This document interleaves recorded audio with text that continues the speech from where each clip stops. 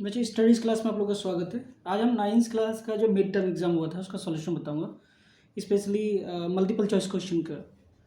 देखते हैं बच्चों, फर्स्ट क्वेश्चन हम टाइम पास नहीं करते। पहला क्वेश्चन, ये मॉर्निंग शिफ्ट का पेपर है। ये the amount of water vapour present in the air is called, हवा में जो नमी होता है उसे क्या कहते हैं? तो सिंपल आंसर है ह्यूमिडिटी। तो पहले का आंसर हो गया बी।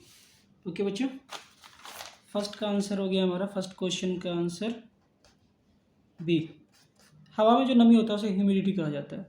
क्वेश्चन नंबर टू कह रहा है, which of the following property does not describe a compound.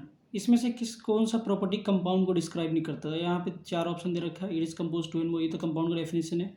It can be separate to constant physical में से, ये भी कंपाउंड का ही है। It mix the any proportion by mass, ये भी कंपाउंड ही है। तो आंसर हो जाएगा B, it is pure substance. ठीक है, ये डेफिनेशन है प्योर सब्सटेंस का, कंपाउंड का नहीं है। क्वेश्चन नंबर 2 का आंसर हो जाएगा हमारा बी। क्वेश्चन नंबर 3 कह रहा है बच्चों, which of the following is always true when the substance undergoes the physical change. It change colour, देखो कलर चेंज होना, टेम्परेचर में चेंज होना, एड्यूर, ठीक है, एंड इरिवर्सिबल रिएक्शन, ये सारे कंडीशन होता है केमिकल चेंज का। ओके, न्यू सब्सटेंस फॉर्मेट, ये केमिकल चेंज में होता है। इट्स बॉयल्स, ये केमिकल चेंज में होता है, गर्म करना, टेम्परेचर देना। Its composition remain same. ठीक है, आंसर हो जाएगा डी। तो थर्ड का आंसर क्या होगा बच्चों? डी। क्वेश्चन नंबर 4 कह रहा है, the plant cells are rigid than the animal cell due to. Plant cell किस लिए रिजिड होते हैं बच्चों? प्लास्टिड के कारण। तो एनिमल सेल किस लिए रिजिड होगा? सेल वॉल के कारण। ओके, तो इसका आंसर हो जाएगा फर्स्ट। क्वेश्चन नंबर 4 का आंसर हो जाएगा ए हमारा। Longest cell of the human body is called nerve cell, ये भी आसान था। तो 4 का आंसर हो जाएगा हमारा ए। क्वेश्चन नंबर 5 का आंसर हो जाएगा हमारा ए, दोनों का आंसर ए हो जाएगा। क्वेश्चन नंबर 6 कह रहा था, tissue is a group of similar kind of cells specialized to perform particular function in the body, therefore presence of tissue in a multicellular organism is sure। तो ये करता क्या है हमारे बॉडी में सेल? तो ये डिवीजन ऑफ लेबर टिश्यू के कारण होता क्या है बच्चों? काम डिवाइड हो जाता है बॉडी के अंदर। ठीक है, तो आंसर हो जाएगा बी। क्वेश्चन नंबर 6 का answer B. Question number 7, mesmatic tissue are those which help to increase in the length and girth of the plant. Which of the following statements given the correct about the mesmatic tissue? तो ये meristematic tissue का है। Meristematic tissue किस में help करता है plant के अंदर, हमें ये पता करना। ओके बच्चों, it is made of the cell incapable cell division, ये तो बिल्कुल गलत बात है। It is compose of mature cell, ये भी गलत बात है। एंड मेच्योर सेल तो होता है पैरेन्काइमा में होता है बच्चों। ठीक है, तो ये भी गलत चीज़ है। It is compose of more than one type of cell, ये तो टिश्यू का डेफिनेशन हो गया, तो ये सही है। It is made of the cell that capable to cell division. Mathematic tissue continuously cell division करता है, और आप जानते हो कि सेल डिवीजन 3 तरीके से होता है बच्चों। मैं आपको बताता हूँ थोड़ी सी। तो इसका आंसर हो जाएगा 7वें का बी। आपने देखा होगा एनसीईआरटी किताब में इस टाइप का एक स्ट्रक्चर बना हुआ है। अगर यहाँ पे ऊपर का सा डिवीजन होता है तो इसे हम कहते हैं एपिकल मेरिस्टम। एपिकल, अगर नोड की तरफ से अगर डिवीज़न होता है, इलोंगेशन होता है या इसका विड्थ बढ़ता है, तो इसको हम कहते हैं इंटरकैलरी मेरिस्टम। और ये रूट की तरफ से नीचे की तरफ ग्रो करता है, तो इसको हम क्या कहते हैं? Lateral meristem. ठीक है, ये ग्रोथ करता है एक्चुअल में। क्वेश्चन नंबर 8 देखो बच्चों, 8 को कह रहा है, the area under velocity time graph. Velocity time graph आपने ग्राफ पढ़ा होगा, तो इसके बीच में जो एरिया बनता है वो हमेशा किस चीज़ के बारे में बताता है? हमें एक्सेलरेशन का ही आंसर देता है। तो इसका आंसर बिल्कुल सिंपल है, ऐसा बनता है। ये हमारा टाइम हो गया और ये हमारा वेलोसिटी हो गया, और जो ग्राफ बनता है यूनिफॉर्म से ये बनता है, तो ये एक्सेलरेशन को डिनोट करता है। और इसके बीच में जो एरिया होता है ये होता है बच्चों। ठीक है, तो आंसर क्या हो जाएगा हमारा 8वें का? B, acceleration. नेक्स्ट देखो, ये क्वेश्चन अच्छा है बच्चों, और ये हाइपोथेटिकल क्वेश्चन है।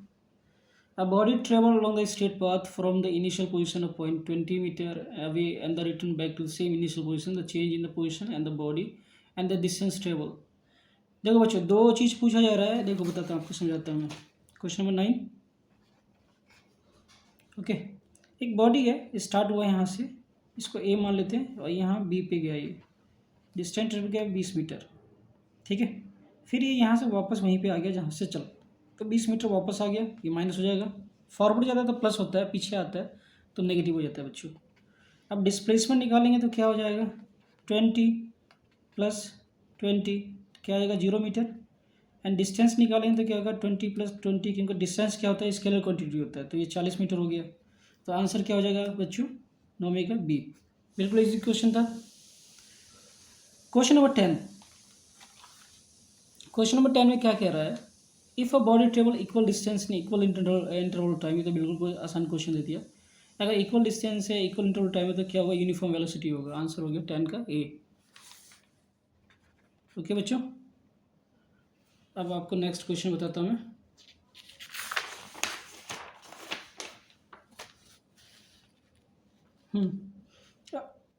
A ball running accelerate uniformly from 10 meter per second to 50 meter per second in 5 seconds. Calculate the acceleration. बिल्कुल सिंपल कैलकुलेटिव क्वेश्चन है बनना बच्चों, अगर आप लोग को आता है तो। ठीक है, एक्सेलरेशन का फॉर्मूला क्या होता है, v माइनस यू अपॉन में टी। v हमारा होता है फाइनल वेलोसिटी, एंड ये होता है हमारा इनिशियल वेलोसिटी, और t होता है टाइम। हमें पुट कर देना वैल्यू, हमें u दे रखा है कितना, 10 मीटर पर सेकेंड, v कितना दे रखा है 15 मीटर पर सेकेंड, और टाइम दे रखा है हमें 5 सेकेंड। बस वैल्यू पुट कर देना है हमें। 15 माइनस 10 अपॉन में 5 कितना आ जाएगा, 5 अपॉन में 5, आंसर आ गया 1 मीटर पर सेकेंड स्क्वायर। जो ऑप्शन होगा वो आंसर हो गया बच्चों।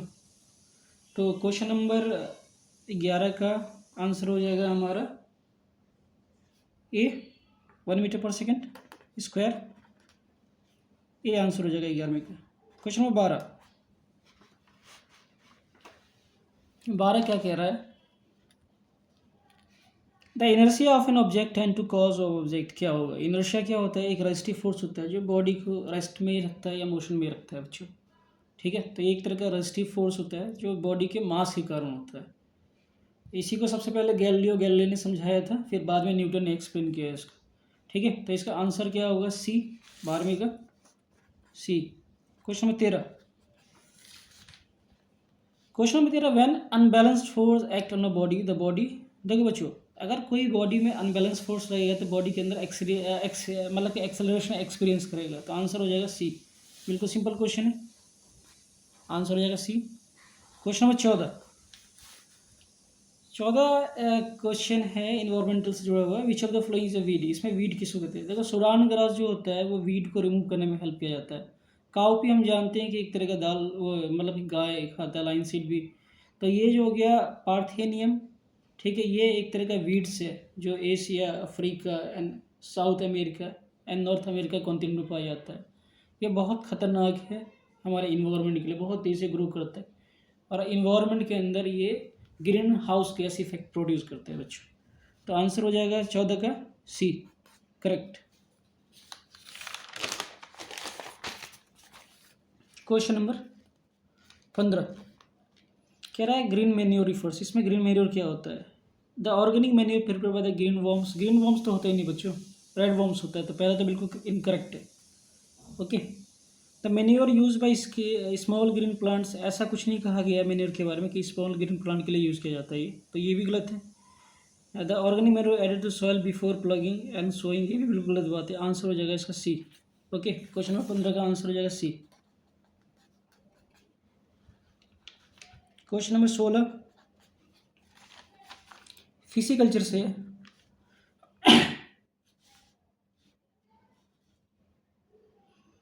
fish is an important aquatic food which is rich in protein. The act of capturing, preserve and utilizing the fish is called fish culture. fish culture नहीं होता, फिजिकल्चर होता है, ये गलत कर रखा है। आंसर क्या होगा बच्चों इसका, इसका होगा through selective hybridisation yield and quality of fishes are improved. ठीक है, इसीलिए हम फिजिकल्चर करते हैं, तो आंसर हो जाएगा 16 का D. Okay, question number 17 assertion reasoning से है बच्चों। तो इसके लिए आपके पास डेप्थ नॉलेज होना चाहिए, तभी आप कर सकते हो। फर्स्ट कह रहा है velocity time graph of particle in uniform motion along a straight path line in parallel to the time axis. ये बिल्कुल सही बात है बच्चों। दूसरा कह रहा है in uniform motion the velocity of particle increase as the square of the time elapse. देखो कभी भी टाइम का स्क्वायर कभी होता ही नहीं है, अगर आप ध्यान से इक्वेशन देखोगे कई सारे तो ये तो बिल्कुल गलत बात लिखा हुआ है। तो असर्शन सही है, रीजन गलत है। तो ये कौन सा आंसर हो जाएगा 17 का आंसर हो जाएगा सी। ओके बच्चों, क्वेश्चन नंबर 18 अगर देखें, क्वेश्चन अच्छा है ये। A quick collision between two bodies is more violent than the slow collision. बिल्कुल सही बात है, जितना ज़्यादा वेलोसिटी होगा उतना ज़्यादा ही इनर्शिया पैदा होगा और उतना ही खतरनाक कोलिजन होगा। Even when the initial final velocity are identical. तो इसमें मान लिया गया है कि इनिशियल फाइनल वेलोसिटी दोनों बॉडी का आइडेंटिकल मतलब कि सेम है। Next, the rate of change in momentum determine the force greater in the first case. ठीक है, देखो ये बिल्कुल सही बात है बच्चों। जो रेट ऑफ मोमेंटम जो होता है, अगर हम न्यूटन के सेकंड लॉ ऑफ मोशन की बात करें तो ये यही डिफाइन करता है, rate of change momentum directly proportional to force. ठीक है, तो जितना तेज़ से रेट ऑफ मोमेंटम होगा उतना ही खतरनाक तेज़ी से फोर्स जनरेट होगा। तो ये रीज़न भी करेक्ट है। तो 18वें का क्या आंसर हो जाएगा? असर्शन रीजन दोनों करेक्ट है और एक दूसरे को एक्सप्लेन कर रहे हैं, तो आंसर हो जाएगा ए। 18वें का आंसर हो जाएगा ए। ओके, 19 को देखते हैं। 19 कह रहा है कि when a beam of light is passed through a colloidal solution packed in the dark place, the path of the beam become visible। बिल्कुल सही बात है, हो जाएगा। light is get scattered by colloidal particles। ये भी बिल्कुल सही आंसर है। colloidal particles से लाइट क्या होता है? स्कैटर हो जाता है। अगर आपने colloidal solution के बारे में पढ़ा होगा तो ये सेम चीज़ कह रहा है। तो आंसर इसका हो जाएगा ए 19 का, ये सही बात है। Question number 20, all non living thing composed of cells. ये तो बिल्कुल गलत बात है बच्चों। सेल जो भी नॉन लिविंग थिंग जो भी होता है वो एटम से बना होता है, लिविंग थिंग सेल से बना होता है, तो ये बिल्कुल गलत बात है। और reason cell is a basic unit of living things, ये बिल्कुल सही बात है, रीजन करेक्ट है हमारा, मगर असर्शन क्या है? गलत है। तो ये इसके हिसाब से क्या हो जाएगा आंसर हमारा? A is false, R is true. Answer हो जाएगा डी 20वें का। बच्चों अगर हमारा बताया हुआ आंसर आप लोग को ठीक लगता है और हम सही से एक्सप्लेन कर पा रहे हैं आपको, तो हमारे चैनल को आप जरूर सब्सक्राइब कीजिएगा। धन्यवाद।